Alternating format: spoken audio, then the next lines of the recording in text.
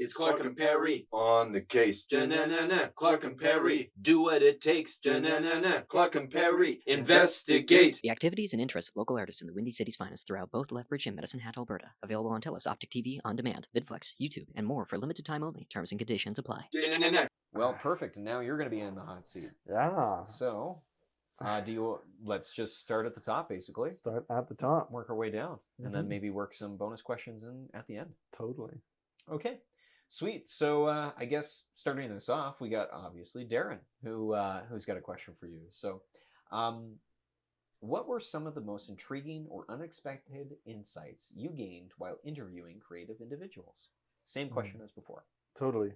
I think it was actually really interesting, on the episodes that I was behind the camera and witnessing you kind of interview an individual and just like what your line of questioning brought to mind for me and like what I, what it just made me think of. And so, yeah, like I'd be fascinated to like hear, all those kind of like tree branches is kind of what it brings to mind. It's just like, you're asking one question, but then it makes somebody else think of another question, and then somebody else another question. And, but yeah, like, so intriguing moments. Can you just read the end of the question again? Yeah. Unexpected insights you gained while interviewing creative individuals. And I looked at these beforehand briefly. Yeah, no, like for myself, yeah, it was that kind of when I was behind the camera and just like what it was making me think of, and I remember the first time we did this, I was I need time to like think about my answer. Yeah. Lot more. Well, you're very articulate as well. Yeah, I try. But like, I mean, I find like just in comparison between the two of us, like I definitely go on and on and on and on and on and on and on. I almost fill the space with words as well too. Whereas you're you definitely. What I thought was interesting about watching you is like one of the teachings that you gave me was that you talked through the actions that you were committed to, right? Which I thought was super cool. That taught me something about you that I tried to take as well. Totally. Yeah. But yeah, insights from the people that we've been fortunate enough to interview. I'm trying to I don't know why, I'm trying to think of like a specific thing that somebody said, but so like in that case, like it's very interesting to me that when we ask people what they need more of in their life, a lot of people said time. Yeah. And I don't know, I found that really fascinating. And I makes you why, or like what are they doing currently? What are the circumstances? And like it's gonna be different for everybody. But it really made me think back on my own life, and and how fortunate that I am, and how I could be spending my time better, and but also kind of cutting yourself some slack. And that's important. Yeah, so I don't know, that was an insight. Just like it seems like everybody needs more time. Yeah, it's like the most scarce resource there is. Yeah. And I don't know, this is a very like big concept, I guess, but there was something interesting about spending time with people then. Yeah. And okay, when they are spending their time, like Elijah, right? We came up with that motif, I guess, of it's a receipt.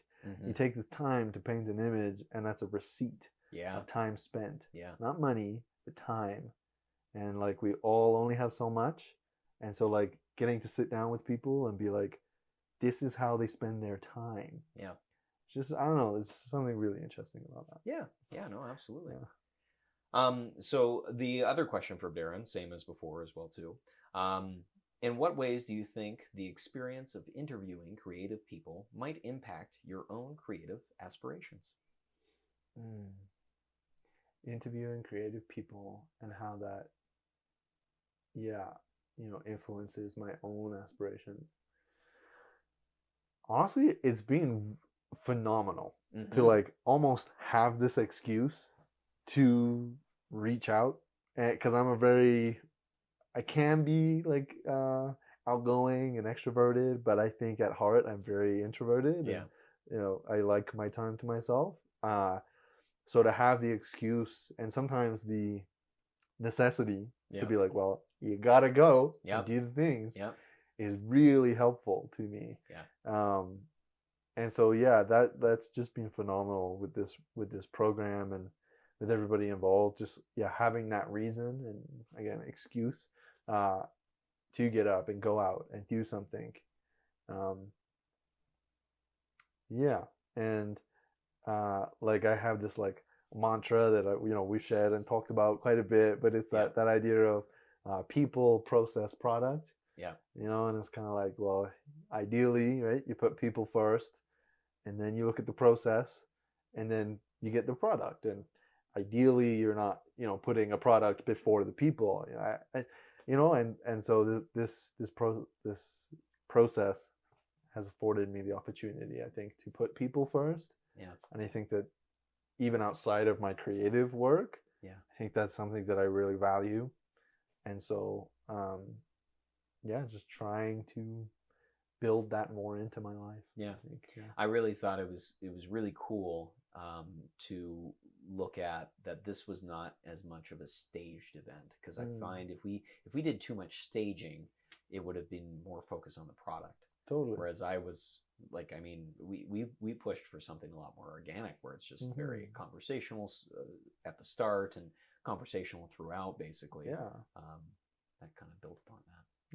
And then even like you said, like you picked up on like I found it useful to talk through what it is we're doing, because that's the process, right? And then oftentimes I think that we can if you can't lean on somebody, you can lean on a process, right? And so then it's like we're trying to be conversational and relax and lean on each other, and having you as a team member to lean on was phenomenal. Hey, teamwork. But so then that, and then looking at the process, leaning on the process. How do these people, why do they do what they do? And kind of building on the question, has this taught you or inspired you to use a certain tool in a different way?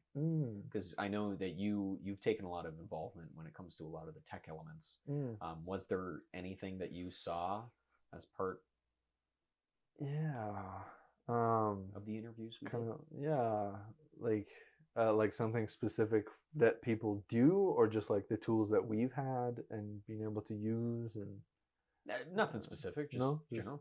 Is there anything that comes to mind? If not, that's fine. This is my question. I think our subjects are asking the better ones. That's all good. I think it just depends. So we've seen a large variety of people using a large variety of different tools. I think that's really interesting. And then we've been using a whole another set of tools, even like the platforms like VidFlex and stuff like that, and StoryHive's own submission process and whatever. And it all takes time. Like I don't, it comes down to like the time that you have to spend on figuring out how to set up the tripod, how to set up the websites, and how to set up the organization, like all the different tools that we've been fortunate enough to use, and just how much time do you have to give to them, and will you get the return on them? You don't know unless you try, and then from experience you can kind of go from there. And so like even the editing program, right, you spoke to editing quite a bit, and you spoke to the fact that we used DaVinci quite a bit before this. But then we had access to Adobe Premiere Pro, and it's just like slight differences, right?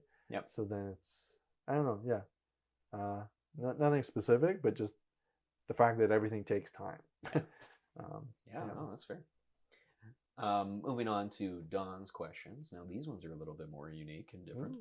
Of all the activities that you learned about during the project, what are the top 2 activities that you could see yourself pursuing? That I could see myself pursuing. 1 sec. Totally. Excuse me. Sorry. All good. The top 2 activities that I could see myself pursuing. I had to choose. No pressure. If I had to choose. Everybody viewing is now going to is completely going to judge you based off of your preference and answer here. I was quite taken by blacksmithing. That was really cool. I would love to give that a go. Yeah. at least.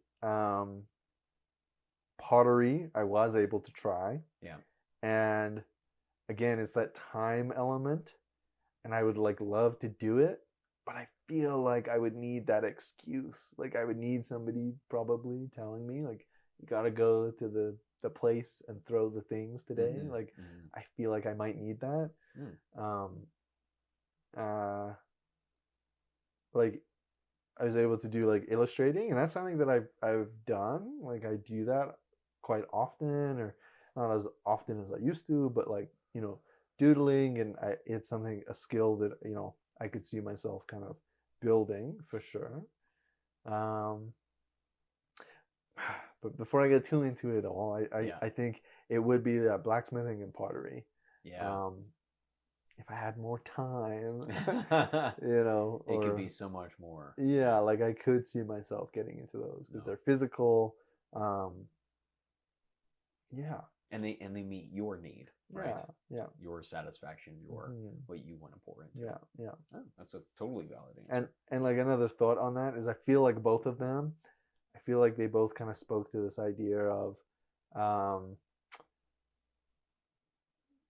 again, the more time you put into it and practice, in theory, the better you get. And that, you know, I used to play sports, and then I found theater, and that competitive side of me, I could see myself getting really like, not obsessive, but like I would like that challenge and to challenge myself. And I feel like those are both disciplines and like, yeah, things that you can push yourself if you want to, and like, you know, yeah, absolutely. There's lots of area of growth and potential as well too. Yeah, and learning. Yeah, excellent. Oh, this one we asked a lot of times. If you could travel anywhere in the world, where would you go and what would you do? Ooh, interesting. I think we might have touched on this like in our very first, like when we interviewed each other. Yeah, but I think we did too. It would be like the Scandinavian countries. Like I just, I don't know why. I mean, don't get me wrong, like it's pretty incredible here in Canada itself, because I'm from England. And you know, I'd love to go back to England, see my family and everything, but I think in the same way that I came here and to Canada with my family and see the Rockies, like the mountains, and it's just like awe-inspiring. There's part of me that is just like, go to, you know, these Scandinavian countries, and I don't know, there's something about it. There's like a pull there that, you know, is kind of telling me to go there. But so you're going to these Scandinavian countries. Yeah. What are you doing in these countries? I mean, I would love to be able to do work. So if that was like theater or film, you know, I think of like, you know, Lord of the Rings. Oh yeah. Going to these incredible places, right? And filming these things. Like that would be awesome. But if not that, or maybe in tandem with that, it would just be, I don't know, there's something about like hiking and the environments. Like it's more so the environments that draw me there. Yeah, I don't know. Yeah, so just being outside basically when you can be in some of those places, but yeah, and just traveling and just enjoying the mountain air and and everything that comes with it. Yeah. I mean, going to a pub or something. Yeah, that's great. So moving on to Chandra, do you remember your dreams? If so, what is the last one you remember, or one of your most memorable? I'm honestly, I don't really remember my dreams. No? Not really. Huh. Yeah. Like, I'm sure there are some, if I really thought about it, that I could maybe remember, but I do not remember my dreams. And I struggle with sleep. I don't fall asleep very easily, and so maybe I just have not a great relationship with sleep and dreams and stuff. I just like, yeah, that's totally fair. Absolutely fair. Yeah, and as far as like a memorable one, like I don't know. I don't really hold on to what do you feel like? Like, do you know that you've had a dream, but you just don't remember what it was about, or? yeah, I feel like it's one or the other. I'm either waking up from something because it was a bad dream or something, Mm-hmm. or it was really good, or maybe like slightly lucid. Mm-hmm. Or I just wake up and I'm like, oh my gosh, I need more sleep. That's often what it is. So yeah, it's yeah.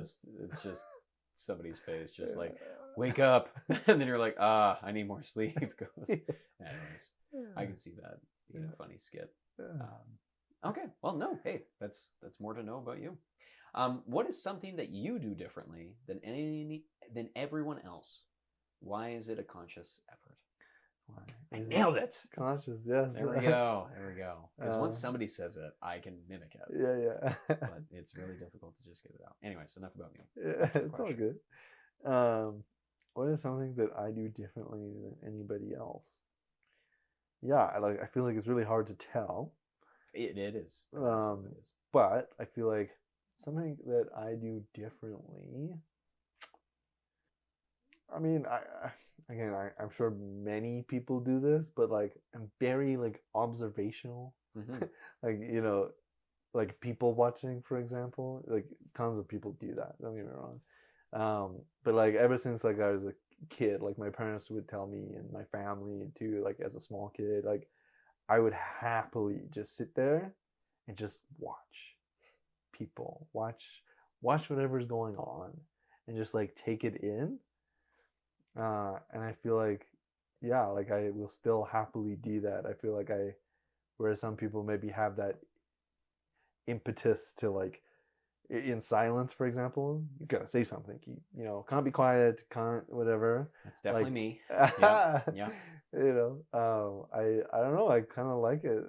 It depends on context, of course, but I think I'm quite comfortable in silence and just, I don't know. Yeah, very observational and which again, I don't know if that's like unique to me. I feel like lots of people do that, but I feel like it often can give me a unique perspective on something, right? Mm-hmm. Or it just informs how I maybe think about things or process them, and yeah. Regardless, I am jealous of your superpower. To be in silence? Yeah, I cannot. Oh, damn. I can listen, but yeah. if we just stop talking, it's excruciating pain for me. That's fair. No, that's totally fair. So that's why I keep saying as well too. As well too. There's nothing else to say. Yeah. Say as well too. Yeah. And is it a conscious effort? Why is it a conscious effort? Like, is it a conscious effort? I think sometimes, like, no. I think I just kind of fall into it and whatever. But I think sometimes, like, it definitely is, and I think it comes from like acting training. Is that idea of listening and, if you have a scene partner, listening to your scene partner, taking in what it is they're doing the ball and saying. Back and forth, pretty much. Totally. But then, like, in my everyday life, I'm a very fortunate individual. I think about this a lot. I'm a straight white male from England in Canada, and I don't know. There's a lot in there, and I just think about that a lot, and I do try to make a conscious effort to make space for people of other ethnicities and backgrounds and experiences.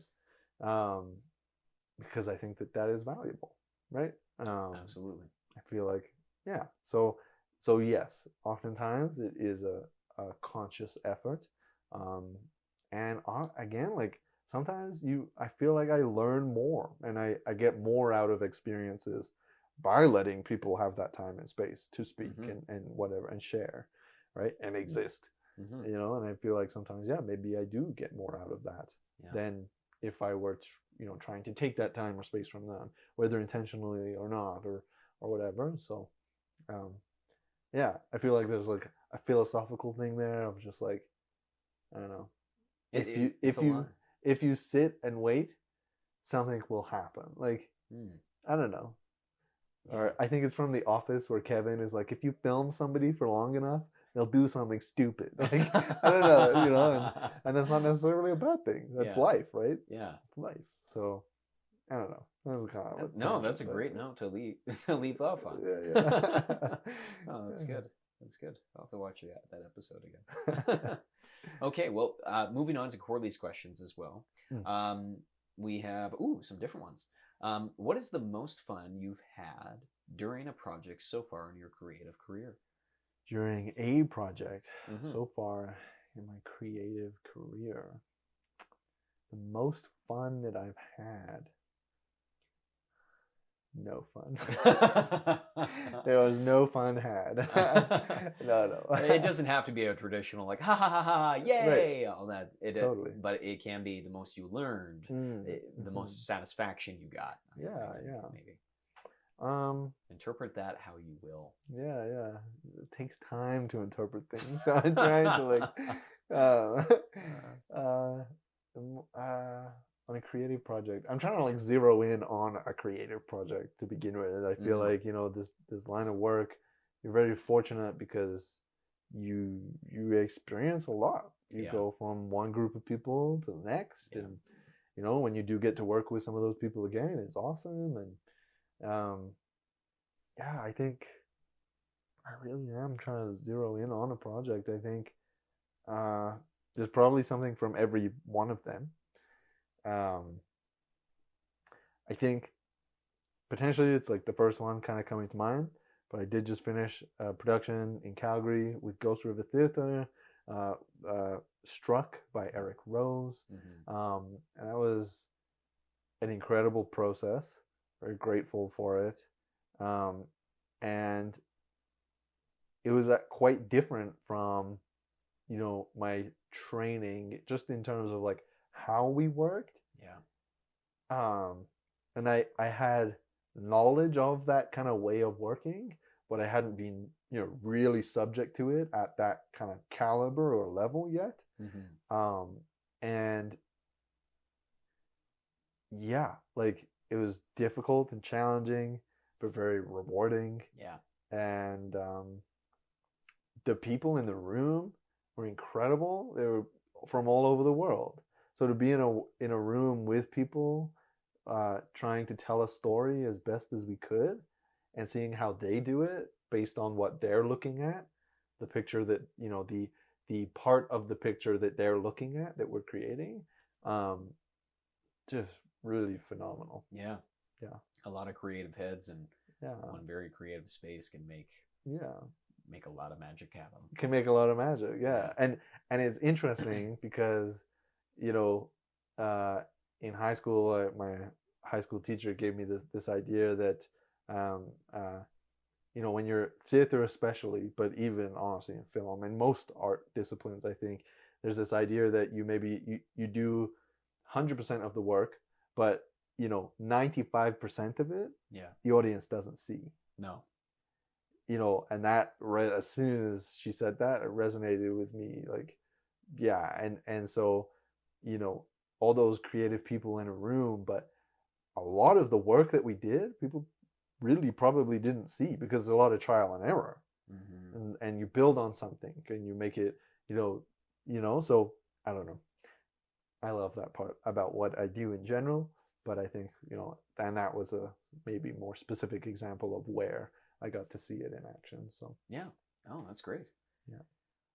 So the second question being, do you have well-known pop culture influences that you have looked up to throughout your life?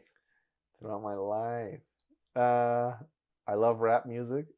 Heck yeah. And I love like old school rap, so I listen to a lot of Tupac. The entire way there. To Medicine Hat and back.